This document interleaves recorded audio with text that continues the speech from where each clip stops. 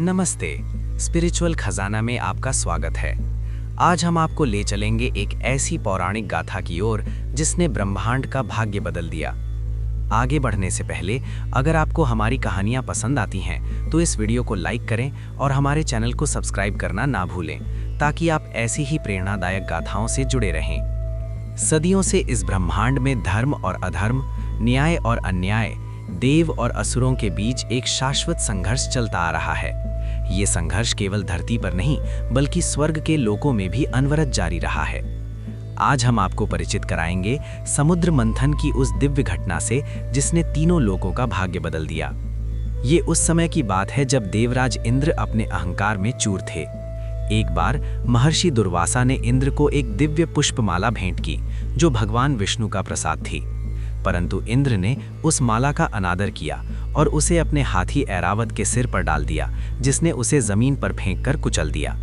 इस अपमान से क्रोधित होकर महर्षि दुर्वासा ने इंद्र सहित समस्त देवताओं को शक्तिहीन और श्रीहीन होने का श्राप दे दिया। देखते ही देखते देवताओं का तेज और ऐश्वर्य लुप्त होने लगा और स्वर्ग पर संकट के बादल मंडराने लगे। दूसरी ओर असुरों की शक्ति बढ़ती जा रही थी और उन्होंने स्वर्ग पर अपना आधिपत्य जमाना शुरू कर दिया। असहाय होकर देवता भगवान विष्णु की शरण में गए। क्षीर सागर में शेषनाग पर विराजमान भगवान विष्णु ने उन्हें समझाया कि इस समस्या का समाधान शक्ति से नहीं बल्कि युक्ति से होगा।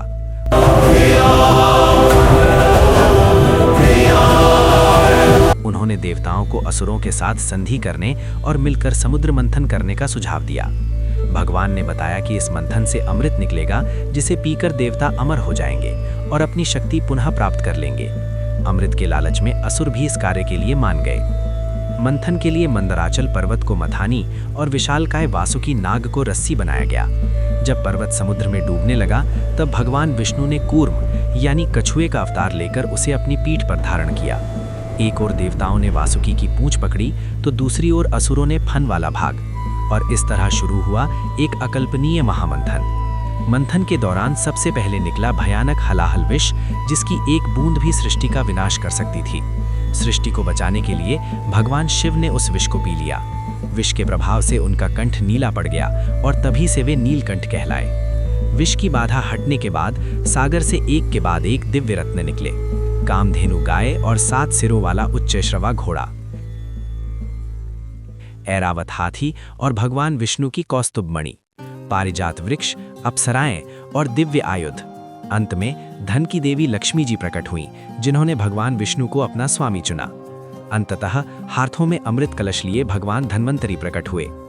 अमृत देखते ही असुरों ने उसे छीन लिया, जिससे दोनों पक्षों में युद्ध छिड़ गया।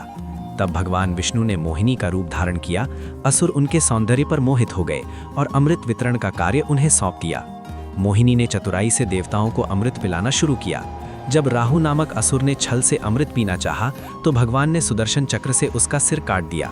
इस प्रकार देवताओं ने अमृतपान किया और अमर हो गए।